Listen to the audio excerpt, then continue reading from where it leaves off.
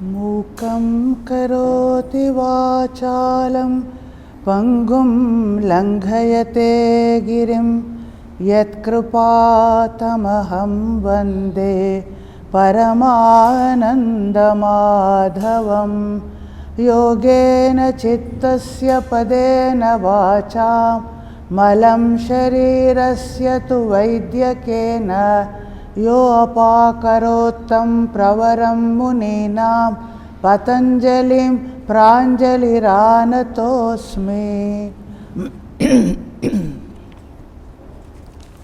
పతంజలి యోగ సూత్రాల్లో విభూతిపాదం మనము చేస్తున్నాము. దాంట్లో 13 సూత్రాల వరకు లాస్ట్ క్లాస్లో చేశాము. ఈ చివరి సూత్రాలలో చిత్తాన్ని విభిన్న అవస్థలను గురించి మనము చర్చించాము.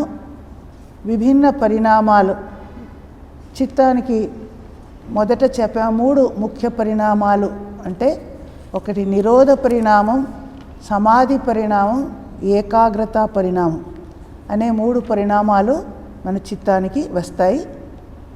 ఎప్పుడైతే నిరోధ సంస్కారాలు పెంచుకుంటామో ఉత్థాన సంస్కారాలు తగ్గిపోతాయో అప్పుడు నిరోధ క్షణం అనేది వస్తుంది. అంటే మన చిత్తంలో లేచే వృత్తులు నిరోధింపబడినప్పుడు దానికి తర్వాత ఒక గ్యాప్ లాగే ఆ మరలా లేచే ముందు కొంచెం మనకి టైం దొరుకుతుంది. నిరోధ సంస్కారాలు ఎక్కువగా ఉన్నాయి. మరలా లేవడం, కొత్త సంస్కారాలు లేవడం మధ్య ఆ కంట్రోల్ ఎక్కువగా మనకి వస్తుంది. తర్వాత విభిన్న విషయ వస్తువుల గురించి ఆలోచించే మన చిత్త స్వభావం విక్షిప్తత, సర్వార్థత అంటారు. దానిని తగ్గించుకోవడానికి ఏదో ఒక్క వృత్తి గురించి మనం కాన్సన్ట్రేట్ చేస్తే అది ఆ ఒక్క వృత్తి ఉదయించినప్పుడు ఆ విభిన్న వస్తువుల వైపు వెళ్ళే ఆ స్వభావం తగ్గుతుంది. సర్వార్థత అది క్షయం అవుతుంది. దానికి సమాధి పరిణామం, అది సమాధి పరిణామానికి దారితీస్తుంది. ఇంకా ఏకాగ్రత పరిణామం అని చెప్పినప్పుడు మన మనసులో వచ్చే ఆ చిత్తంలో లేచే వృత్తులు ఒకే విధంగా సజాతీయ వృత్తులు ఉంటాయి. ఏది శాంతమైందో వృత్తి, తర్వాత ఉదించే వృత్తి, ఇవి తుల్యంగా సమతుల్యంగా ఉంటాయి. అప్పుడు ఏకాగ్రత పరిణామం కలిగింది అని చెప్పుకున్నాం. తర్వాత ఇది చెప్పినప్పుడు ఇవి కాకుండా ఇంకా 3 పరిణామాలు కూడా చెప్పాము. ధర్మ, లక్షణ, అవస్థ పరిణామాలు అని చెప్పుకున్నాం. ధర్మ అంటే ఏదైనా ఒక వస్తువు ఒక స్వభావం అది చేంజ్ అవుతుంది. ధర్మి అంటే ఏ వస్తువు చేంజ్ అవుతుందో ఆ వస్తువుని ధర్మి అంటాము. అది ఏ నామరూపాలతో మార్పు చెందుతుందో అది ధర్మ అంటాం. ఉదాహరణకి చెప్పుకున్నాము, ఒక మట్టి నుంచి విభిన్న వస్తువులను చేసినప్పుడు ఆ మట్టి అనేది ధర్మి అయితే దానిని ఒక కుండిగానో, ఒక ప్లేట్ గానో, గ్లాస్ గానో విభిన్న ఆకారాల్లో మనం షేప్ చేస్తే అవంతా ధర్మ పరిణామాలు.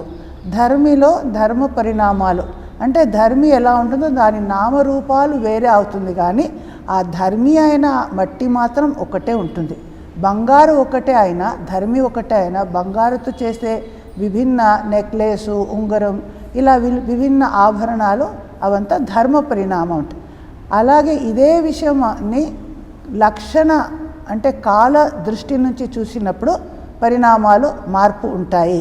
అంటే మన అతీత కాలం పూర్వంలో ఉన్న క్షణాలలో ఎలా ఉన్నదో, వర్తమానం క్షణంలో ఎలా ఉన్నదో, అనాగత క్షణం తర్వాత వచ్చే క్షణంలో ఎలా ఉంటుందో, ఈ కాలదృష్టిలో ఆ ధర్మిలో ఎలాంటి చేంజ్ వచ్చాయో దానికి లక్షణ పరిణామాలు అన్నాము. తర్వాత 3వది అవస్థా పరిణామాన్ని కూడా చెప్పాము. అది అంటే అవస్థ ఒక వస్తువు ఉన్న అవస్థలో చేంజ్ అయింది, అంటే పాత వస్తువు కొత్తగా అయింది. ఒక వస్తువు ఉన్నది, అది మనము కొత్తగా మనం కలర్ చేంజ్ చేసి పెయింట్ చేస్తే ఆ కుండి కొత్తగా కనిపిస్తుంది. కొత్తగా చేసినది కొంత తర్వాత పాతదైపోయింది. ఒక మనిషి జీవితంలో చూసుకుంటే అలా కౌమారము, యౌవనం, జర, ఇలా ఒక్కటైన తర్వాత ఒక అవస్థ పరిణామాలు ఉంటాయి. అలా పరిణామాల చేంజ్, పురాతనత్వం పోయి నవీనత్వం రావడం, అలాంటి దానికి అవస్థా పరిణామాలు ఉంటాయి. మొత్తానికి ధర్మ, లక్షణ, అవస్థ అనే లక్షణ అంటే కాల, ఈ 3 పరిణామాలు కూడా ఉన్నాయి అని చెప్పుకున్న తర్వాత ఇప్పుడు ఈ రోజు నుంచి 14వ సూత్రంలో ఇంతవరకు ధర్మ గురించి చెప్పాము. ఇప్పుడు ధర్మీ గురించి చెప్తాం. అంటే ఏ వస్తువులో మార్పులు వచ్చాయో అది ధర్మి. ఈ మార్పులకి ధర్మ అంటాం. అంటే మట్టి అనేది ధర్మి అయితే దానిలో వచ్చే మార్పులు అంటే విభిన్న కుండి, ప్లేటు, ఇంకేదేదో వస్తువులు తయారు చేస్తే అవి ధర్మాలు అన్నాం. సో ఈ 14వ సూత్రం ఏం చెప్తుంది అంటే శాంత ఉదిత అవ్యపదేశ ధర్మానుపాతి ధర్మి. ఇక్కడ ధర్మి అనే శబ్దానికి నిర్వచనం చెప్తున్నారు. ఏది ధర్మి, ఏ వస్తువులో మార్పు వస్తుందో అది ధర్మి అని చెప్పాము. అంటే ఆ ఎస్సెన్స్ అది ఏముంటుందో లోపలే, ఆ మట్టి అనేది మాత్రం చేంజ్ అవ్వదు కదా. విభిన్న వస్తువులు తయారు చేసిన మట్టి అనేది మట్టి, అది నామరూపాలు మార్చిపోయినా ఏది ధర్మియో అక్కడ ఏమి చేంజ్ ఉండదు. బంగారుతో ఎన్నో నగాలు చేసినా ఆ బంగారు నుంచే చేసినవి అని ఆ బంగారులో చేంజ్ లేదు. ఇలా దానికి ఒక ధర్మి అనేది ఒకటి ఉంది.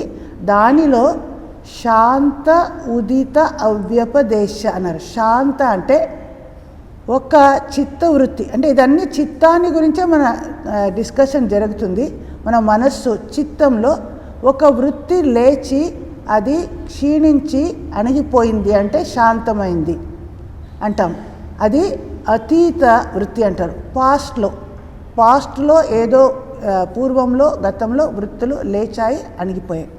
తర్వాత ఉదిత అంటే వర్తమాన కాలంలో కొత్తగా ఇంకో వృత్తి అంటే చిత్తవృత్తి, ఆలోచన తరంగం లేచింది, దానికి ఉదిత అని అంటాము. ఇంకా అవ్యపదేశ అంటే అనాగత, అంటే భవిష్యత్తులో ఏ వృత్తి మనసులో లేస్తుందో దానికి అవ్యపదేశ అని అంటారు. అతీత, వర్తమాన, అనాగత ఈ 3 కాలాల్లో 3 ధర్మాల్లో ఏది కంటిన్యూస్గా ఒకే ఉంటుందో అది ధర్మి.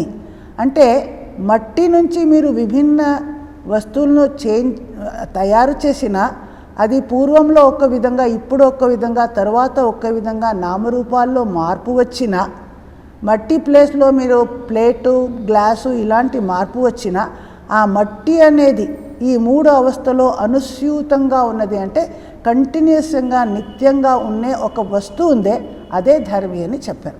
ఆ ధర్మి అంటే శాంత ఉదిత అవ్యపదేశ ధర్మ అనుపాతి ధర్మి. ధర్మి అంటే ఏమిటి? శాంత వృత్తి, ఉదిత వృత్తి, అవ్యపదేశ వృత్తి. అంటే పాతది, ప్రజెంట్, ఫ్యూచర్. ఈ వృత్తిలో ఆ ధర్మ అనుపాతి, అది ఏ ధర్మాలు చేంజ్ అవుతున్నావో ధర్మిలో దానిని కంటిన్యూస్గా వెనుక నిత్యంగా ఉన్నది అదేదో అది ధర్మి. చేంజ్ అది దాంట్లో నిజంగా చేంజ్ లేదు, ధర్మంలో చేంజ్ అవుతుంది, ధర్మిలో మార్పు లేదు అని అంటున్నారు. ఈ విషయాన్ని చెప్తున్నారు ఎందుకంటే మన ఈ సాంఖ్య, పతంజల యోగా ఇక్కడ ఇది మనం నమ్ముతాము. అదే బుద్ధిజం అక్కడ వెళ్తే క్షణిక విజ్ఞానవాది అంటారు. వాదిని ఒప్పుకోరంట. వారు ఈ చేంజెస్ని మాత్రమే ఒప్పుకుంటారు. ఈ చేంజెస్ వెనుక మార్పు లేని ఏదో ఒక వస్తువు ఉన్నది. వేదాంతంలో ఆత్మ అంటాం, ఇక్కడ పురుష అంటాం. ప్రకృతిలో మార్పు వచ్చే పురుష ఏమవదు. అలా ఈ విషయాన్ని మన ఈ సాంఖ్య ఫిలాసఫీలో, పతంజలి యోగ ఫిలాసఫీలో, వేదాంతంలో అన్ని చోట్ల ఒప్పుకుంటాము. కానీ బౌద్ధులు దీనిని ఒప్పుకోరు. వాళ్ళకు మనకు ఇది కొంచెం డిఫరెన్స్ ఉంది అంటారు. అంటే అలా అన్చేంజింగ్ ఒక రియాలిటీ వెనుక లేకపోతే మనకి ఎలా అది గుర్తుంటుంది? ముందు ఇలా ఉండింది, ఇప్పుడు ఇలా ఉంది, తర్వాత అలా అయింది అని చెప్పడానికి ఏదో ఒక కంటిన్యూస్గా అక్కడ ఉండాలి. మన లైఫ్లోనే ఇప్పుడు మనం జాగ్రత్త, స్వప్న, సుషుప్తి 3 అవస్థలకు వెళ్తాం.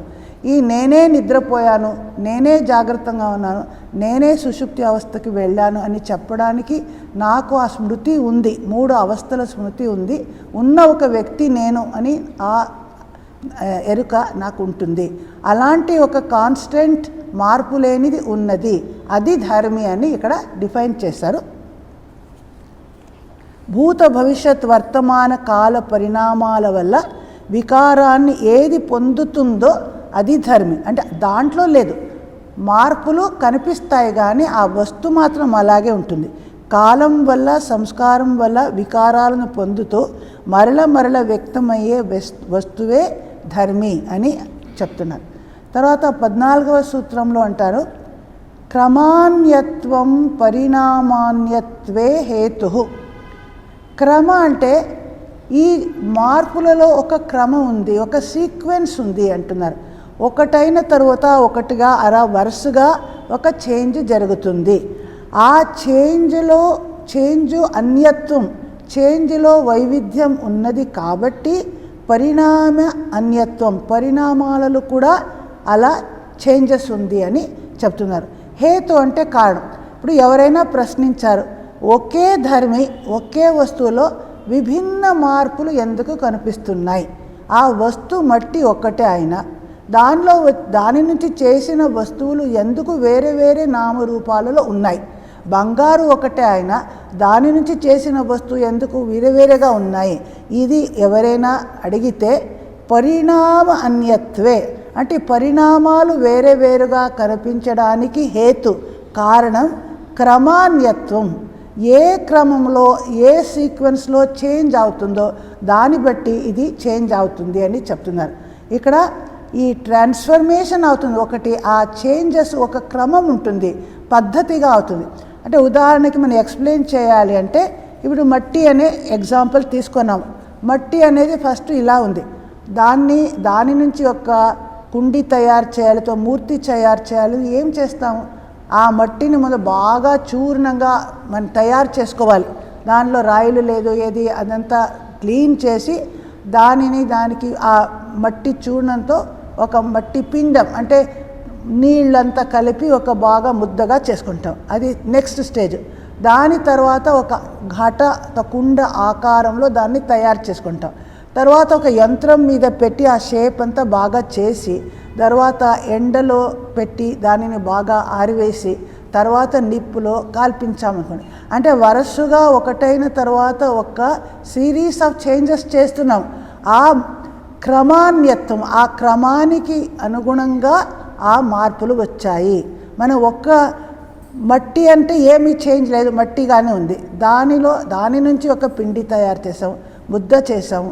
దాని నుంచి ఒక ఘటాకారంలో చేసామా, ప్లేట్ ఆకారంలో చేసామా, గ్లాస్ ఆకారంలో చేసామా, దాన్ని ఎండలో పెట్టడము, నిప్పులో కాల్చి వేయడం, ఇలా విభిన్న స్టేజెస్ వరుసగా స్టేజ్ ఆఫ్టర్ స్టేజ్ వచ్చినప్పుడు అలా ఒక పరిణామం అనేది వస్తుంది. ఆ స్టేజెస్ వేరేగా ఉంటే పరిణామం కూడా వేరేగా ఉంటుంది.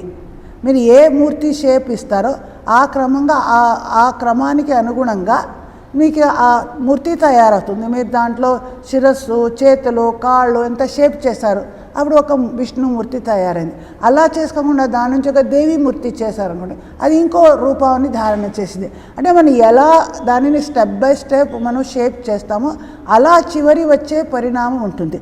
అంటే పరిణామం వేరుగా ఉంది అంటే క్రమంలో వేరుగా ఉండడం వలనే ఈ పరిణామంలో అన్యత్వం వచ్చింది అని అంటారు. ఒక్కదాని వెంట ఒక్కటిగా క్రమంలో జరిగే మార్పులు బహువిధాలైన పరిణామానికి కారణాలు అని ఇప్పుడు చెప్తున్నారు. అయితే ఆ ధర్మి మాత్రం ఒక్కటే ఉంటుంది, మట్టి అనేదే. దాని నుంచి మీరు దుర్గామూర్తి చేస్తారో, ఒక కుండి చేస్తారో, ఒక ప్లేట్ చేస్తారో, ఆ ధర్మి మాత్రం సేమ్ అయినా దాని నుంచి విభిన్న పరిణామాలు ఎందుకు వచ్చాయంటే విభిన్న క్రమంలో అక్కడ మనం చేంజెస్ తీసుకొని వచ్చాము. ఒక వరుసగా 1 స్టెప్ 1 2 3 4గా అలా మనం ఒక సీక్వెన్స్లో ఒక చేంజెస్ తీసుకొని వస్తే దానికి అనుగుణంగా పరిణామాలు కూడా వస్తాయని అన్నారు. ఇక్కడ దానికి తర్వాత 16వ సూత్రంలో ఏమంటారు, ఇప్పటి నుంచి మనకి విభూతులను గురించి చెప్పడం మొదలుపెడుతున్నారు. అంటే విభూతులు అంటే సిద్ధులు. మనం ఇక్కడ యోగశాస్త్రంలో యోగాభ్యాసం చేయడం వలన మనకి ఏదో కొన్ని సిద్ధులు లభిస్తాయి. ఆ సిద్ధుల వలన కొన్నిసార్లు మనము మన స్వంత ఉపయోగానికి వాడుతున్నామా ಅಥವಾ అందరి మంచిదిగా వాడుతున్నామా, అవి కూడా ముఖ్యం. ఎలా వాడుతున్నాం అదేదైనా స్వార్థంతో మన పేరు ప్రతిష్ట కోసం వాడితే ఏదో అలా అంటే మనం అలా మన దారి తప్పిపోతాం. అథవా అందరికీ మంచి కోసం మీకున్న శక్తిని వాడచ్చు. అయితే సాధకుడు సాధారణంగా ఈ పథంలో ముందుకు వెళ్ళాలంటే సిద్ధులకి మనం ఇగ్నోర్ చేయాలి. శ్రీరామకృష్ణులు అన్నారు, ఇవి ఒక సైడ్ ప్రోడక్ట్స్గా వచ్చిన మమ్మల్ని పక్కద్రోవ పెట్టడానికి వచ్చినట్లు మనం సాధకుడు భావిస్తాడు. అందుకే దానివైపు గమనించకుండా సాధనలు ముందుకు వెళ్ళి మనం చేస్తేనే లక్ష్య సాధన సాధ్యమవుతుంది. అయితే యోగులు విభిన్న సిద్ధులను పొందుతారు. కొన్నిసార్లు అది మన సాధన చేస్తూ చేస్తూ మనం అనుకోకుండా ప్రయత్నించకుండా వస్తాయి. కొందరు ఆ పర్టిక్యులర్ సిద్ధి కావాలని కూడా చేసి దానిని పొందవచ్చు. ఇలా కొంచెం అట్రాక్షన్ ఉంటే కనీసం మనం సాధన చేస్తాము అని, ఏ సాధన చేస్తే ఏ ఫలం వస్తుంది అని మనకి మంచి ఆకర్షణీయమైన ఆ ఫలాలని గురించి ఇక్కడ చెప్తున్నారు. 16వ సూత్రంలో అంటారు, పరిణామత్రయ సంయమాద్ అతీత అనాగత జ్ఞానం అంటారు. అంటే పరిణామ మార్పులు అంటే ఇంతవరకు త్రివిధ పరిణామాలు అని చెప్పాము. ధర్మ పరిణామం, లక్షణ పరిణామం, అవస్థా పరిణామం, లేదా నిరోధ పరిణామం, ఏకాగ్రత పరిణామం, సమాధి పరిణామం. ఇంత త్రివిధ పరిణామాలు ఉన్నాయి. చిత్తంలో త్రివిధ పరిణామాలు. ఈ పరిణామాలు, ఈ ధర్మ పరిణామం ఎలా ఉంది, ధర్మిలో ఎలా మార్పు వచ్చాయి, కాలానికి అనుగుణంగా ఎలా మార్పు వచ్చాయి, అవస్థలో ఏం మార్పులు వచ్చాయి, ఈ 3 టైపు పరిణామాల గురించి సంయమం చేయడం. సంయమ అంటే సాధారణంగా కంట్రోల్ అనే అర్థం, కానీ మన పతంజలి యోగ సూత్రంలో మేము ముందే చదువుకున్నాము, ధారణ, ధ్యాన, సమాధి ఈ 3టిని కలిపి సంయమ అనే శబ్దాన్ని వాడతారు. ఏదైనా ఒకే ఒక వస్తువుని తీసుకొని మొదట కాన్సన్ట్రేట్ చేస్తాము, అప్పుడు దానిని ధారణ చేసుకోవడానికి ప్రయత్నిస్తాం. అది కొంచెం దీర్ఘకాలం అయినప్పుడు ధ్యానంలో పర్యవసానం అవుతుంది. ఇంకా దీర్ఘకాలం చేసినప్పుడు అది సమాధిలోనికి వెళ్ళిపోతుంది. కానీ ఈ ఒకే వస్తువుని గురించి మనము ఇలా ఆలోచించి మన ఆలోచన తరంగాలను మనం చేస్తే అప్పుడు క్రమక్రమంగా సమాధికి వెళ్తాము. ఈ 3ను కలిపి సంయమ అంటాం. ఇప్పుడు ఏ విషయం గురించి మేము సంయమం చేస్తున్నామో అది ఇక్కడ మనం చూసుకోవాలి. ఈ పరిణామత్రయాన్ని గురించి సంయమం చేయండి అన్నారు. అంటే ధర్మ పరిణామం, కాల పరిణామం, అవస్థా పరిణామం దేన్ని ఎక్స్ప్లెయిన్ చేశానో ఈ చేంజెస్ ధర్మిలో వచ్చే ఈ మార్పులు ఇక్కడ మీరు సంయమం, మనస్సు సంయమం చేశారు. ఈ విషయాన్ని గురించి ధారణ చేయడానికి, అర్థం చేసుకోవడానికి ప్రయత్నించారు. తర్వాత ధ్యానం చేశారు, ఏకాగ్రత పెరిగిపోయి మీకు సమాధి వరకు వెళ్ళారనుకోండి. దాని ఫలితంగా మీకు ఏమి లాభం అవుతుంది? అతీత అనాగత జ్ఞానం. అతీత అంటే పాస్ట్లో, పూర్వంలో, గతంలో ఎలా ఉండేది, అనాగత అంటే భవిష్యత్తులో ఎలా ఉంటుంది, ఈ జ్ఞానం మనకి కలుగుతుంది. ఈ జన్మంలో మనము ఇలా ఇప్పుడు ఉన్నాము, మనకి పూర్వజన్మంలో ఏమి అదంతా మనకి గుర్తులేదు, భవిష్యత్తులో ఏమవుతుంది అని తెలియదు. ఏదైనా విషయంలో మనకి పాస్ట్ ఫ్యూచర్ తెలుసుకోవాలంటే ఈ పరిణామత్రయ దాని మీద మనస్సును ఏకాగ్రం చేయాలి. ధర్మి అనే దాంట్లో ఎలా ధర్మం మారింది, కాలానికి అనుగుణంగా, అవస్థ అనుగుణంగా ఎలా మార్పులు వచ్చాయి, కౌమారం, యవ్వనం, జర ఎలా చేంజెస్ వచ్చాయి, ఇవంతా గురించి డీప్గా మనం మెడిటేషన్ చేస్తే అప్పుడు ముందు ఎలా ఉంది, తర్వాత ఎలా వస్తుంది, అవంతా మనకి అర్థమవుతుంది అని అంటున్నారు. అంటే సంయమం చేయాలి. ఊరికే కొంచెం ఆలోచించడం కాను, డీప్గా మనం మొదట ధారణ చేసుకోవాలి విషయ వస్తువుని, తర్వాత దాని గురించి ధ్యానించాలి, తర్వాత సమాధి అంటే ఇంకా దీర్ఘకాలం చేస్తే అప్పుడు అతీత అనాగత వస్తువుల యొక్క సాక్షాత్కారం అవుతుంది. ముందు అది ఏ రూపంలో ఉండింది, తర్వాత ఏ రూపం బదలాయి చివరికి ఏ రూపానికి వచ్చింది, ఇది మనకి తెలుస్తుంది అని చెప్తున్నారు. అంటే మన చిత్తంలో సత్వ, రజ, తమో అనే 3 గుణాలు ఉంటాయని మనకి తెలుసు. ఈ సంయమం ద్వారా క్రమక్రమంగా రజోగుణము, తమో గుణము క్షయించిపోయి సత్వగుణ ఆధిక్యం అవుతుంది. సత్వగుణం ఆధిక్యం ఉన్నప్పుడు ఆ చిత్తం అనేది చాలా నిర్మలంగా ఉంటుంది. ఏ విషయాన్ని గురించి ఆలోచిస్తే దాని గురించి క్లియర్గా అర్థం చేసుకోగలదు, దానిలో అది ఆ శక్తి దానికి వస్తుంది అని చెప్తున్నారు. సో ఈ యోగి భూత భవిష్యత్ కాలాల్లో ఎలా ఉన్నది అనే విషయాలను మనకి తెలుసుకోవాలి అని కోరుకుంటే ఇలా మనం చేయొచ్చు. అంటే మన మనసులో కూడా ఈ సంస్కారాలు ఉన్నాయే, ఈ సంస్కారాలు ఇప్పుడు ఈ వర్తమాన కాలంలో ఉన్న సంస్కారాలు, ఈ ప్రారబ్ధ సంస్కారాల వలన ఈ జన్మం వచ్చింది.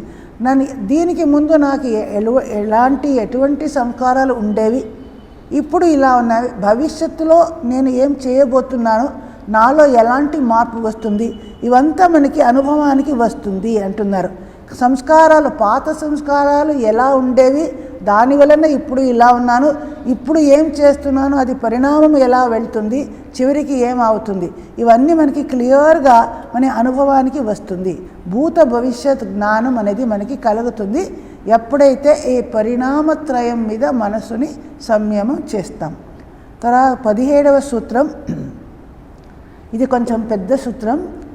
శబ్దార్థ ప్రత్యయానాం ఇతరేతరాధ్యాసాత్ సంకరస్తత్ర ప్రవిభాగ సంయమాత్ సర్వభూతరుత జ్ఞానం అని చెప్తున్నారు. ఇక్కడ చాలా విషయాలను చెప్తున్నారు. శబ్ద అర్థ ప్రత్యయ అనే 3 శబ్దాలను వాడుతున్నారు. మనం ఈ లాంగ్వేజ్లో, ప్రతి ఒక్క లాంగ్వేజ్లో మన శబ్దాలను వాడుతున్నాం. ఆ ప్రతి ఒక్క శబ్దానికి ఒక అర్థం ఉంటుంది.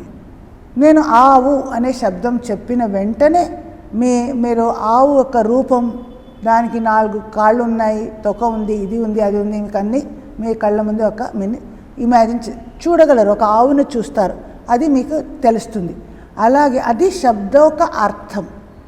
ఇంకా ప్రత్యయ అంటే అది మనస్సులో లేచే చిత్తవృత్తి. ఎప్పుడైతే మనం ఆవు గురించి మనం ఒక శబ్దాన్ని ఉచ్చారణ చేసినప్పుడు మన మనస్సులో ఆవు యొక్క రూపంలో ఉన్న చిత్తవృత్తి లేస్తుంది. తర్వాత మేము ప్రత్యక్షంగా ఆవుని బయట చూస్తాం. ఇది మూడు విభాగాలు ఇక్కడ ఉన్నాయి. ఒకటి, ఒక శబ్దం అనేది ఉంది. రెండవది, దాని అర్థం ఏమో ఒకటి ఉంటుంది. మూడవది, దాని గురించి మన చిత్తంలో వచ్చే ఆ ప్రత్యయ అంటే ఆ చిత్త వృత్తి ఒకటి అని చెప్తున్నారు. ఎలా గోవు, ఆవు అని చెప్పాను. ఆ శబ్దం అంటే ఆ శబ్దంలో ఇలా అక్షరం ఉంది, గోవు ఉంటే గకారం ఉంది, అకారం ఓకారం ఉంది. ఇలా మీరు శబ్దాన్ని మీరు డిఫైన్ చేయాలి. శబ్దం అంటే ఏమిటి? ఇది వేరే వేరే లాంగ్వేజ్లో శబ్దాలు వేరేగా ఉండొచ్చు. ఇప్పుడు తెలుగులో మీరు ఆవు అన్నారు, ఇంకా ఇంగ్లీష్లో కవ్ అంటాము, ఇంకా ఒక భాషలో సంస్కృతంలో ఇంకొకటి గో అని అన్నారు. అంటే వేరే వేరే శబ్దాలు ఉన్నా వాటి అర్థం ఒకటే. ప్రతి ఒక్క దానిని మీకు ఆ లాంగ్వేజ్ తెలిసిందనుకోండి, ఆ అర్థం మీకు కనిపిస్తుంది. అర్థంగా ఒక ఆవును ముందు చూసినప్పుడు ఇది గో అనే ఈ శబ్దానికి అర్థానికి మీరు కనెక్ట్ చేయగలుగుతారు. అదే మనస్సులో కూడా అది చూసినప్పుడు ఆ శబ్దాన్ని వాడినప్పుడు మీ మనస్సులో చిత్తవృత్తి ఒకటి లేస్తుంది. అది ఆ ఆవు ఆకారంలో ఉన్న చిత్తవృత్తి మీ మనసులో లేచింది. దానికి ప్రత్యయ అని అంటుంటారు. ఇలా అర్థ, శబ్ద, ప్రత్యయాన్ని 3 విభాగాలు ఉన్నాయి. ఇంకో విధంగా చెప్పితే ఏదైనా ఒక వస్తువును మనం ఎప్పుడు చూస్తామో అప్పుడు ఇంద్రియాల ద్వారా మన నరాలు దానిని మెదడుకి తీసుకెళ్తుంది. అంటే ఒక వస్తువుని మనం చూసినప్పుడు ఆ జ్ఞానం మన కళ్ళ ద్వారా మెదడుకి అందింది. అప్పుడు నా మనస్సులో ఒక ప్రతిక్రియ అనేది కూడా వస్తుంది, దానికి ఒక రియాక్షన్ వస్తుంది. అలా కూడా తీసుకోవచ్చు. ఒక వస్తువు ఉంది, అది నా మనస్సులో అది గోచరించడం, దానికి నా మనస్సు చేసే ప్రతిక్రియ అని కూడా అంటున్నారు. అంటే ఒక శ్రవణేంద్రియం ద్వారా మనసుకు తీసుకువెళుతుంది, అది అంతర్స్పర్శ. మొదట బాహ్య స్పందనం, వస్తువుని చూసాము అంటే శ్రవణంకి అది టచ్ అయింది, ఒక శబ్దం అనేది నా చెవిలో పడింది, అది బాహ్య స్పందనం. రెండవ స్టెప్లో ఇది శ్రవణేంద్రియం, అది చెవి నా బ్రెయిన్కి అది అందిస్తుంది, అది అంతర్స్పర్శ. అప్పుడు నా మైండ్ ఒక ప్రతిక్రియ చేస్తుంది, ఇది ఈ విషయం ఇలా ఉన్నది అనే ఒక నాలెడ్జ్ నాకు అర్థం అవుతుంది. ఇలా శబ్ద అర్థ ప్రత్యయాన్ని 3 భాగాలుగా మనం చేయొచ్చు. ఇది ఈ 3 భాగాలని ఇతరేతర అధ్యాసాత్, ఇవి 3 వేరే అయినా మనం కన్ఫ్యూజ్ చేసేస్తాం, మనం కలిపివేస్తాం. మనం ఏదైనా ఒక వస్తువుని చూసినప్పుడు ఈ 3 భాగాలు మనం ఆలోచించాం. ఒక ఆవును చూసాము, అయిపోయింది. కానీ ఆ చూడడంలో మన మనస్సులో ఒక శబ్దం విన్నాము, ఆ వస్తువును అర్థం ఒకటి, మన చిత్తవృత్తి ఒక లేచింది. ఈ 3 వేరే వేరే భాగాలు ఉన్నాయే, ఇతర ఇవి ఒకటిపై ఒకటి సూపర్ ఇంపోజ్ అయిపోయింది అన్నారు. అధ్యాస అంటే సూపర్ ఇంపోజిషన్, అంటే 3 కలిసిపోయింది. మనం సహజంగా వేరు చేయలేము, అలా ఉంటుంది. మీరు ఎప్పుడైనా ఒక శబ్దాన్ని శబ్దాన్ని విన్నారు, వెంటనే మీ మనసులో ఒక ఆకృతి వచ్చింది, ప్రతిక్రియ, అవంతా మీరు అనుకోకుండా అయిపోతుంది. ఒక వస్తువుని చూసి నేను ఇప్పుడు చూస్తున్నాను, ఇది బ్రెయిన్కి వెళ్తుంది, రియాక్షన్, అవంతా మనకి ఆలోచించడానికి లేదు, అనుకోకుండా వెంటనే అయింది. నోటుకు ఒక ఫుడ్ ఐటమ్ పెట్టారు, వెంటనే సలైవ వచ్చింది, వెంటనే మనకి టేస్ట్, అంటే అక్కడ మనకి డిఫరెన్షియేట్ చేయలేము. అది శబ్దము, దాని అర్థము, దాని యొక్క మనసు ప్రతిక్రియ, అక్కడ మనసులో ఒక చిత్తవృత్తి, ఇవన్నీ ఇతరేతర ఈ 3 భాగాలు ఒకటిపై ఒకటి సూపర్ ఇంపోజ్ చేసి మనకి కలిసి మనకి ఏమవుతుంది, సంకర అంటే అది ఒక మిశ్రణం అయిపోయి మన మనసులో కన్ఫ్యూషన్. అది ఒకటే అనుకుంటున్నా, ఒకటి కాదు. మనం ఏ వస్తువును చూసినా, ఏ శబ్దాన్ని విన్నా, ఏది తిన్నా, మన ఇలా ఇంద్రియాల ద్వారా బాహ్య విషయ వస్తువులు సంపర్కానికి వచ్చినప్పుడు అది దాంట్లో 3 క్రియలు ఉన్నాయి. ఒక శబ్దం అనేది వింటున్నాము, దానికి ఒక అర్థము, దాని యొక్క ప్రతిక్రియ, మనసులో ఒక చిత్తమును వృత్తి లేచింది. ఈ డిఫరెన్స్ని మనం కలిసి చేస్తామే, దానికి సంకర అని చెప్తున్నారు. తత్ర అక్కడ ప్రవిభాగ సంయమ, తత్ర ప్రవిభాగ సంయమ, ఇది 3టిని మనం వేరు చేసే ప్రయత్నం. సంయమ అంటే మొదటి చెప్పినట్లే ధారణ, ధ్యాన, సమాధి కలిపి సంయమ అని వర్డ్ వచ్చింది. ఈ 3ని వేరే వేరుగా మీరు ఆలోచించి దానిపై సంయమం చేయండి. అంటే ఒకే కలిసి అలా కాదు, ఈ శబ్దాన్ని గురించి వేరేగా ఆలోచించండి, దాని అర్థం ఏముంది అని ఆలోచించండి, నా చిత్తంలో ఎలాంటి వృత్తి లేచింది అని ఆలోచించండి. ఇది వేరు వేరు చేయడానికి ప్రయత్నం చేసి ధ్యానం చేయండి. ధారణ, ధ్యాన, సమాధి అలవాటు చేసుకుంటే దాని ఫలితంగా మనకి ఇంకో సిద్ధి కలుగుతుంది, సర్వభూత ఋత జ్ఞానం. సర్వభూతాన్ని అన్ని ప్రాణులు, పశుపక్షులు, జంతువులు, జీవులు అందరూ వారి యొక్క ఋత జ్ఞానం అంటే వారి యొక్క లాంగ్వేజ్ నాలెడ్జ్ మీకు వస్తుంది. ఇప్పుడు మనం మనుషుల భాషనే మనకి అర్థమవుతుంది, కానీ ఒక ప్రాణులు ఏం మాట్లాడుకుంటున్నాయి, పక్షులు ఏం మాట్లాడుతున్నాయి, క్రిమికీటాలు ఏమైనా మాట్లాడుతాయి, అవంతా మనకి అర్థం కాదు. కానీ ఎవరైతే ఇలా శబ్ద అర్థ ప్రత్యయాన్ని వేరు చేసి సంయమం చేయగలిగితే అప్పుడు ఆ లాంగ్వేజెస్, వేరే ప్రాణుల లాంగ్వేజెస్ కూడా మనకు అర్థమవుతుంది అని చెప్తున్నారు. ఇప్పుడు మనుషులలోనే చూడండి, మాకు ఒక్క లాంగ్వేజ్ తెలుగు వచ్చు అనుకోండి, ఎవరైనా మాకు తెలియని వారు వచ్చి ఒక జాపనీస్ లాంగ్వేజ్లో, ఒక చైనీస్ లాంగ్వేజ్లో ఏదో చెప్తే ఆ శబ్దం మనకేం అర్థం అవ్వదు. అయితే ఆ వ్యక్తి సైగ చేసి తన ఎక్స్ప్రెషన్ ద్వారా, ముఖం ద్వారా మాకు అర్థాన్ని మనకి కొంచెం మనం ఊహించుకోగలుగుతాం. అక్కడ శబ్దాలు వేరే అయిన అర్థము, దాని యొక్క చిత్తవృత్తి మనకి వస్తుంది. అలా వేరే లాంగ్వేజ్ ఉన్నది మనకి ఎలా తెలుస్తుంది? ఆ వ్యక్తిని మనం బాగా వ్యక్తిని అబ్జర్వ్ చేస్తే ఆయన లాంగ్వేజ్ తెలియదు, ఆయన అపరిచిత వ్యక్తి, కానీ ఏం చెప్తున్నాడో దానిని మనం కాన్సన్ట్రేట్ చేసి ఆ ముఖభావాలు చూసి మనం ఊహించుకోగలుగుతాం. అప్పుడు అది లాంగ్వేజ్ వేరే అయినా ఆ దాని యొక్క శబ్దం యొక్క అర్థము మనకి అవుతుంది. అర్థమైనప్పుడు ఆ చిత్తవృత్తి కూడా మనం ఆటోమేటిక్గా మనసులో కలుగుతుంది. అలాగే మనుషులు మాత్రమే కాకుండా పశుపక్షి ప్రాణుల క్షేత్రంలో కూడా ఇలాంటిది జరుగుతుంది అని చెప్తున్నారు. అంటే శబ్ద అర్థ ప్రత్యయాన ఇతరేతర అధ్యాసాత్ సంకర అని మొదటి ఇది సెంటెన్స్. ఏదైనా ఒక వస్తువుని తీసుకుంటే దానికి ఒక శబ్దం ఉంది, శబ్దం ద్వారా నిర్దేశిస్తాం. ఇవి మనమే చేసుకునేది లాంగ్వేజ్. ప్రతి ఒక్కరు ఒక మన ఇంగ్లీష్లో ఒక శబ్దం, ఈ శబ్దం అంటే ఈ అర్థం అని మనం చేసేసుకున్నాము లాంగ్వేజ్లో. అలా తెలుగు వాళ్ళు ఒక లాంగ్వేజ్ చేసుకున్నారు, ఈ వస్తువులకి ఈ పేరుతో పిలుద్దాం. ఆ పేరు చెప్పిన వెంటనే ఆ అర్థం మనసులో స్ఫురిస్తుంది, అప్పుడు ఆ చిత్తవృత్తి మనసులో లేస్తుంది. ఇలా కనెక్షన్ ఉంటుంది, శబ్దానికి అర్థానికి కనెక్షన్ ఉంది. అలాగే అది ఆలోచించిన వెంటనే వచ్చే చిత్తవృత్తి ఆ రూపంలో ఉన్న చిత్తవృత్తి. ఒక ఆవును చూస్తే ఆవు రూపంలో ఉన్న చిత్తవృత్తి మనసులో కలుగుతుంది.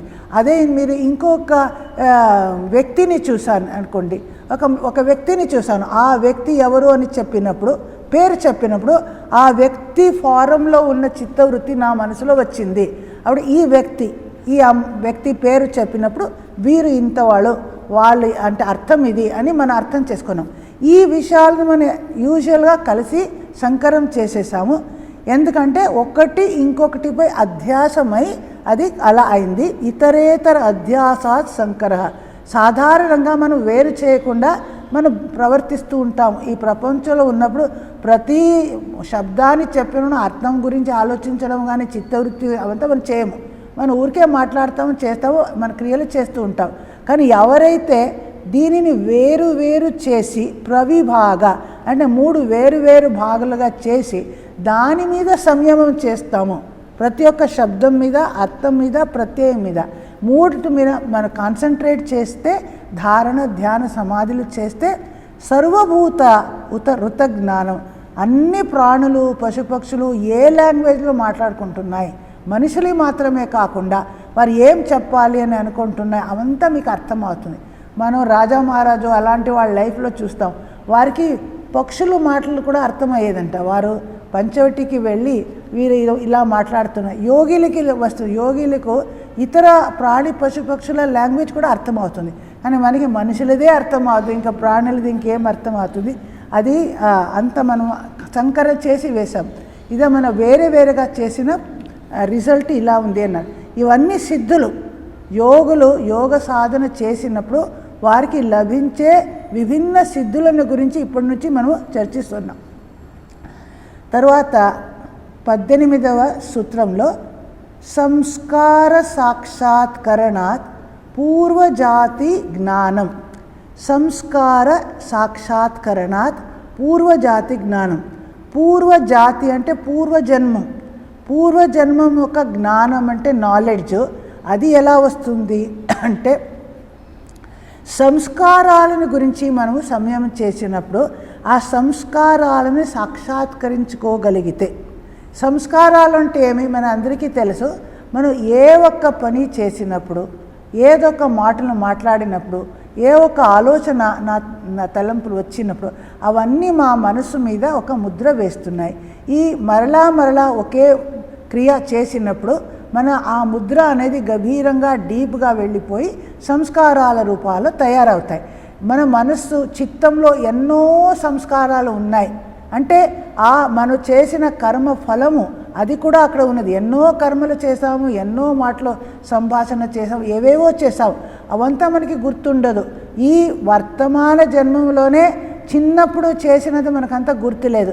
ఇప్పుడు కొన్నిసార్లు మొన్న జరిగింది కూడా మర్చిపోతూ ఉంటాము. ఇంకా చాలా చిన్నప్పుడు ఏం జరిగిందో మనకి ఏమీ గుర్తులేదు, వేరే వాళ్ళు చెప్తే గుర్తుకు వస్తుంది. అది ఇంకా పూర్వజన్మంలో ఏం జరిగింది మనకి ఎలా గుర్తుకు వస్తుంది, మనకి గుర్తుకు రాదు. అయితే అది పూర్తిగా నాశమైపోయింది అనుకోవద్దు. మనం ఏ పని చేసినా అది నాశం అవ్వదు. దాని ఇంప్రెషన్ మన చిత్తంలో ఉన్నది, ఒక సంస్కార రూపంలో ఉన్నది. అంటే స్థూలం నుంచి అది సూక్ష్మ లెవెల్కి వెళ్ళిపోయింది. కాన్షియస్ లెవెల్ నుండి సబ్కాన్షియస్ లెవెల్లో అది వెళ్ళిపోయింది. అక్కడ ఉన్నది. దాన్ని మరలా పైకి తీసుకొని రావాలంటే ఏం చేయాలి? మరలా పైకి వస్తే కదా మనకు తెలుస్తుంది. ఇప్పుడు వర్తమాన కాలంలో ఏ సంస్కారాలు మనకి ఉన్నాయో అది మాత్రం మనకి తెలుస్తుంది. నేను ఈ జాబ్ చేస్తున్నాను, ఈ లాంగ్వేజ్లో మాట్లాడుతున్నాను, వీరు మావారు, ఈ కొన్ని ఐడియాస్ మనకి ఈ జన్మంలో వచ్చాయి. ఈ ప్రారబ్ధ సంస్కారాలు ఈ జన్మంలో ఏముందో అలా మన లైఫ్ గడిచిపోతుంది. ఇంకా పూర్వ జన్మంలో ఏం జరిగింది అని కూడా తెలియదు, భవిష్యత్తులో ఏం జరగబోతుంది అవంతా మనకి ఐడియా లేదు. కానీ ఇవంతా తెలుసుకోవాలి అనే కుతూహలం మనకు ఉంటే యోగాభ్యాసం ద్వారా ఇవంతా తెలుసుకోవచ్చు అని చెప్తున్నారు. చాలామందికి ఇలా ఇంట్రెస్ట్ ఉంది. మన లాస్ట్లో నేను ఎందుకు ఇక్కడ జరిగింది, నేను ఏమై ఉండేదాన్ని, ఎందుకు మనకి కుతూహలం ఉండొచ్చు. ఆ కుతూహలం మనకి ఉంటే మనం చేసుకుంటే ఇలా సాధన ద్వారా సంయమ ద్వారా అది వస్తుంది. అంటే ధారణ ధ్యాన సమాధి దేని మీద చేయాలి? సంస్కారాల మీద. ఇప్పుడు మనం ఎందుకు ఇలా బిహేవ్ చేస్తున్నాను, నా నేచరు, నా చిత్తం కంటెంట్ ఏముందో, ఏ చిత్తవృత్తులు నా మనసులో లేస్తున్నాయో, స్వప్నంలో ఏం ఆలోచిస్తున్నాను, జాగ్రత్త అవస్థలో ఏం, ఈ అన్నీ నా చిత్తవృత్తుల మీద, నా సంస్కారాల మీద మనసును ఏకాగ్రం చేస్తే ఇంకా పాతది దేని వలన నాకు ఇలా వచ్చింది అని మనకి అర్థమవుతుంది. అది దీర్ఘకాలం మనం ధారణ ధ్యాన సమాధి చేసినప్పుడు ఆ పాత సంస్కారాలని కూడా మనం సాక్షాత్కారం చేసుకోవచ్చు. ఏ సంస్కారాల వలన నాకు ఇలాంటి జన్మం వచ్చింది, ఎందుకు నేను మంచిగా అథవా చెడ్డగా ఈ లైఫ్లో ఉన్నాను. కొందరు జన్మం నుంచే చాలా మంచిగా హ్యాపీగా ఉన్నారు, కొందరు చాలా కష్టాలు అనుభవిస్తారు, కొందరు చాలా పేదవాళ్ళుగా ఉన్నారు, కొందరు చాలా రిచ్గా ఉన్నారు, చాలా విద్యావంతులు, ఏ ధనవంతులు, విభిన్న, అంటే కొందరికి అంగాంగాలు లేవు, ఎన్నో కష్టాలు, కొందరు రోగాలతో కష్టపడుతున్నారు, కొందరు బాగా హ్యాపీగా ఆనందంగా ఉన్నారు. ఇవన్నీ ఎందుకు ఇలాంటి మార్పులు ఉన్నాయి? మనమే చేసిన, ఎప్పుడో ఏ జన్మంలో చేసిన కర్మ ఫలం, ఆ సంస్కారాలు అన్ని రిజల్టే మనం ఇప్పుడు అనుభవిస్తున్నాము. అయితే అవంతా మనకి గుర్తులేదు, అంతేగాని అవంతా లోపల సూక్ష్మ రూపంలో ఉన్నాయి. ఈ సూక్ష్మ రూపం నుంచి జాగ్రత్త అవస్థకి ఎలా తీసుకొని రావచ్చు, అది యోగులకి అది వచ్చు, అది యోగులు అది చేయగలరు. ఎలా మేల్కొప్పి జ్ఞానావస్థకు అంటే కాన్షియస్ లెవెల్కు వాటిని తీసుకొని రాగలిగితే మరలా మన స్మృతి, అంటే స్మృతి నుంచి అది మాయమైపోయింది, అది ఎక్కడో లోపల ఉంది, ఆ మరలా స్మృతి మెమొరీ స్టేజ్కి తీసుకొని రాగలుగుతాం. అది సంయమం ద్వారా అది సాధ్యం. సంస్కార సాక్షాత్కరణాత్ పూర్వజాతి జ్ఞానం. ఇలా పూర్వజన్మ సంస్కారాలు మన కర్మాశయం అంటాం. అక్కడ బ్యాగ్ ఉంది అనుకునే, ఒక సంచిలో అన్నీ స్టోర్గా ఉంది, ఎన్నో కర్మ ఫలాలు పూర్వ సంస్కారాలు అక్కడ ఉన్నాయి. అవన్నీ ఇప్పుడు మనం చూడాలి, ఎందుకు ఏముంది అక్కడ అని మనం అనుకుంటే అది మన సంయమం ద్వారా మనకి తెలుస్తుంది. ఏ పూర్వ సంస్కారాలు అది పూర్వజన్మ దాన్ని తెలుసుకో. ఈ సంస్కారాలు కూడా 2 విధాలుగా ఉన్నాయి అంటారు. కొన్ని వలన మనకి ఇప్పుడు ఈ ప్రజెంట్ జన్మంలో ఈ ఒక్క జాతిలో జన్మించాను, నాకు ఇంత ఆయు అని నిర్ధారించబడింది, ఈ భోగాలను నేను అనుభవించాలి, ఈ కర్మ విపాకం అంతా ఈ ప్రారంధం కర్మ వలన ఇవంతా జరుగుతుంది. ఇవి కొన్ని సంస్కారాలు. ఇంకా కొన్ని సంస్కారాలు మన ఆ స్మృతిలో మనకి వాసనా రూపంలో ఇంకా ఉన్నాయి. అవి మన మనసులో విభిన్న కామక్రోధాలు వస్తున్నాయి, విభిన్న భావనలు వస్తున్నాయి. ఇవన్నీకి కారణం లోపల ఎక్కడో ఉన్నది, మనకి అంత గుర్తులేదు, కానీ అవన్నీ ఉన్నాయి. అవిద్యాది సంస్కారాలే మన క్లేశాలకి కారణం అంటారు. ఆ రూట్ అవుట్ చేయాలంటే, అక్కడ ఏముంది అని మనం తెలుసుకోవాలంటే ఈ సంయమం చేయడం ద్వారా యోగులకి ఇవంతా సాధ్యమని అన్నారు. తర్వాతి సూత్రంలో ప్రత్యయస్య పరచిత్త జ్ఞానం. ప్రత్యయ అంటే చిత్తవృత్తి. ఇప్పుడు ఇది చిత్తవృత్తి మీద మనము సంయమం చేస్తే పరచిత్త జ్ఞానం, ఇతరుల చిత్తంలో మనస్సులో ఏముంది అది మనము సాక్షాత్కారం చేసుకోవచ్చు. మొదటిగా మన మనస్సు మీదే మనము కాన్సన్ట్రేట్ చేద్దాం. మన మనస్సు కంటెంట్ ఏముంది, ఎలాంటి చిత్తవృత్తులు ఇక్కడ లేస్తున్నాయి, సత్వరజో తమో గుణాలు ఏమేమి ఉన్నాయి, మనకి క్రమక్రమంగా బాగా మన మైండ్ని స్టడీ చేస్తే ఆ మన మనస్సు అనేది అప్పుడు మనం ఎంత ప్యూరిఫై చేస్తామో అప్పుడు ఒక సత్వగుణ ఆధిక్యం నుంచి ఇది ఒక మిర్రర్ లాగే తయారవుతుంది.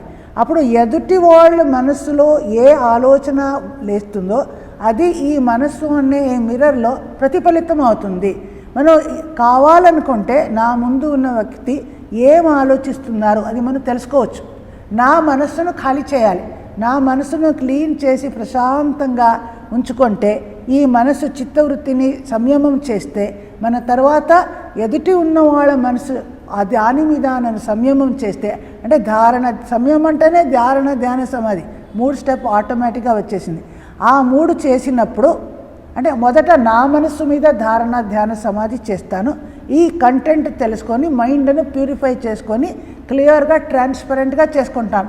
ఇది అప్పుడు మిర్రర్ లాగే ఉంది. ఇప్పుడు ఎదుటి వాళ్ళ మనసులో ఏముంది అని నేను ఆలోచిస్తే వెంటనే అది ఇక్కడ రిఫ్లెక్ట్ అవుతుంది, నాకు తెలిసిపోతుంది. అంటే యోగులకి ఇతరుల ముఖాన్ని చూసి వారి మనసులో ఎలాంటి భావాలు ఉన్నాయి, వారు ఏం ఆలోచిస్తున్నారో అవంతా తెలుసుకోగలరు. ఇప్పుడు మంచివాళ్ళు మన దగ్గర వచ్చి మంచి భావాలతో వచ్చారా, చెడ్డవాళ్ళు ఏదో నెగటివ్ ఐడియాస్తో వచ్చారా, ఇవి కూడా మనకి ఈజీగా తెలుస్తుంది. మన మనస్సులో అలాంటి సంయమం చేసే శక్తి ఉంది అనుకోండి, దాన్ని అలవాటు చేసుకున్నాము యోగులు, అప్పుడు అవి మనకి క్లియర్ కట్గా మనకి తెలిసిపోతుంది అని చెప్తున్నారు. అందుకోసమే ఇది చాలా ఒక డిఫికల్టీ. అందరూ అనుకుంటారు ఇదేదో ఒక మిరాకల్ అని. అదేం కాదు. కొంచెం సాధన చేసిన వాళ్ళకే వేరే వాళ్ళ మైండ్ రీడింగ్ కెపాసిటీ వస్తుంది. సాధారణంగా సపోజ్ మీరు ఒకరిని ఒకరు చాలా ప్రీతిస్తారనుకోండి, అప్పుడు మీరు వారి దగ్గర ఉన్నప్పుడు వారు ఏం ఆలోచిస్తున్నారో మీకు ఈజీగా మీ మనసుకి తోస్తుంది. వారికి ఏమి ఇష్టం, వారికి ఏమి ఇష్టం లేదు, వారి చిత్తం మీద మీరు కాన్సన్ట్రేట్ చేస్తే అదంతా మీకు తెలుస్తుంది. ఇంకా తెలియని వాళ్ళు కొత్త వాళ్ళు వచ్చినా మీ మనస్సు ఏకాగ్రంగా ఉంటే అది ఒక ఎలా వెళ్ళి వెంటనే అక్కడ పెనిట్రేట్ చేస్తుంది. ఆ వ్యక్తి యొక్క మనసులో పెనిట్రేట్ చేసి అక్కడ ఏముంది అంటే అంతా మీకు నాలెడ్జ్. అంటే శ్రీ రామకృష్ణులు చెప్తున్నారు, ఆయన ఎవరిని చూసినా ఆయనకి అలా అర్థమైపోయింది. ఆయన శరీర ఇంద్రియాలను చూసే ఒక నుదుట ఎలా ఉంది, ఈ చెవి ఎలా ఉంది, ముక్కు ఎలా ఉంది, అంత ఫేసు అవంతా చూసే ఆయన ఈ వ్యక్తి స్వభావం ఇది అని ఆయన చెప్తారు. ఇలాంటి ఎవరిలో సత్వమాధికము, రజోగుణము, తమోగుణము, వాళ్ళు ఎలాంటి ఆలోచనలు అన్నీ ఇవంతా వారికి తెలుస్తుంది. ఒక వ్యక్తి యొక్క స్వభావం, క్యారెక్టర్ ఈజీగా అంటే మన ముఖము, మన ఇంద్రియాలు, ఈ ఒక వ్యక్తిత్వము దాని మీద మన లోపల ఉన్న ఆలోచన దానికి అనుగుణంగానే ఉంటారు వ్యక్తులు. మనకి తెలియకపోయినా దాని ముద్ర ఉంది. ఒక వ్యక్తి ఎలా ఉన్నాడు అనేది ఆ ముఖాన్ని కాన్సన్ట్రేట్గా చూస్తే ఆ వ్యక్తి స్వభావము, ఆ చిత్త వృత్తులు కూడా తెలుసుకోవచ్చు. అది యోగులకి ఈజీగా వస్తుంది కానీ అవదు. మన మాతాజీలోనే కొందరిని మేము చూసాము. మన జీవితం, నా ఎక్స్పీరియన్స్లోనే నాకు అనుభవానికి వచ్చింది. మన శ్రద్ధాపర్ణ మాతాజీ లాంటి మన ఇక్కడ వచ్చి వారు మంత్రదీక్ష కూడా ఇచ్చారు. మీరు చాలామంది చూశారు వారిని. వారు ఎంత ఈజీగా మన మనసులో ఉన్న భావాల్ని ఎంత తెలిసిపోయేది మనం చాలా ఆశ్చర్యపోయాము. ఒకసారి ఇలా నాకేమో కొంచెం జ్వరం వచ్చినట్లు ఉంది, ఏమీ తినడానికి ఇష్టం లేదు.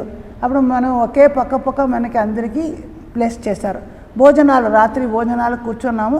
వారు కూర్చున్నారు చైర్లో, పక్క మన అందరికీ చేస్తారు. నాది వారు నెక్స్ట్ డే చేశారు. అప్పుడు నేను ఆ రోజు ఏమీ తినలేకపోతున్నాను, బాగా శరీరం ఒళ్ళో బాగాలేదు అని అనుకున్నాను. మనసులో అనుకున్నాను, రోజు నేను ఎంత త్వరగా ఫాస్ట్గా తినేస్తాను, ఈ రోజేమో ఏమి తినలేకపోతున్నాను, నాకేమో బాగాలేదు. మాతాజీ ఏమనుకుంటున్నారు, వారి పక్క కూర్చొని నేను సరిగా తినలేకపోతున్నానే అని నాకు అనిపించింది. అది ఆయన ఒక 2 క్షణాల తర్వాత మాతాజీ మాట్లాడటం మొదలుపెట్టారు. పక్క కూర్చొని నేను ఏమేమి ఆలోచించానో ఆలోచనలు అదే క్రమంలో వరుసగా చెప్పుకొని పోనాను.